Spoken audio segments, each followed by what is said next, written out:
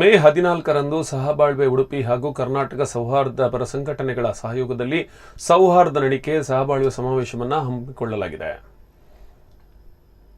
ಸಮಾವೇಶದ ಕುರಿತು ಪತ್ರಿಕಾಗೋಷ್ಠಿಯಲ್ಲಿ ಸಾಮಾಜಿಕ ಹೋರಾಟಗಾರ ಪಣಿರಾಜ್ ಮಾಹಿತಿ ನೀಡಿದರು. ಸಮಾವೇಶದ ಅಂಗವಾಗಿ ಅಜ್ಜರಕಾಡು ಹುತಾತ್ಮ ಸ್ಮಾರಕದ ಬಳಿ ಸಾಮರಸ್ಯ ನಡಿಗೆಗೆ ಚಾಲನೆ ಸಿಗಲಿದೆ. ಸಾಮರಸ್ಯ ನಡಿಗೆಯಲ್ಲಿ ನಾಡಿನ ಮಹಾನ್ ವ್ಯಕ್ತಿತ್ವ ನಾರಾಯಣ ಗುರು, ಡಾಕ್ಟರ್ ಬಿ.ಆರ್. ಅಂಬೇಡ್ಕರ್, ಗಾಂಧೀಜಿ, ಸ್ವಾಮಿ ವಿವೇಕಾನಂದ, ಹಾಜಿ ಅಬ್ದುಲ್ಲಾ, ಮಾಧವ ಮಂಗಳ, ಡಾಕ್ಟರ್ ಟಿ.ಎಂ.ಎ. ಪೈ ಅವರ ಪ್ರಾತ್ಯಕ್ಷಿಕೆಗಳು, ಕರ್ನಾಟಕದ ಕರಾವಳಿ ಸಂಸ್ಕೃತಿಯನ್ನು ಪ್ರತಿನಿಧಿಸುವ ಕಲಾ ತಂಡಗಳು, 7 ಬಣ್ಣಗಳ ಪತಾಕೆಗಳು ಇರಲಿವೆ ಎಂದರು.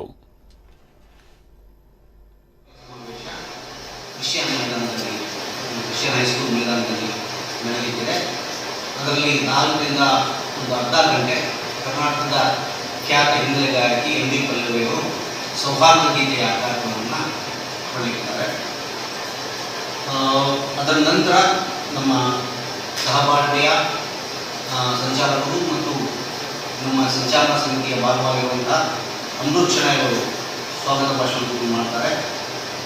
ಆಶಯ ಭಾಷಣವನ್ನು ನಮ್ಮ ಸಂಚಾಲಕ ಸಮಿತಿಯ ಮುಖಂಡರಾದ ಯಾಸಿನ್ ಮಲ್ಪೆ ಅವರು ಮಾಡ್ತಾರೆ.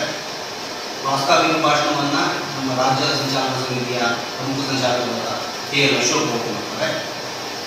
ಆ ನಂತರದಲ್ಲಿ ವೇದಿಕೆ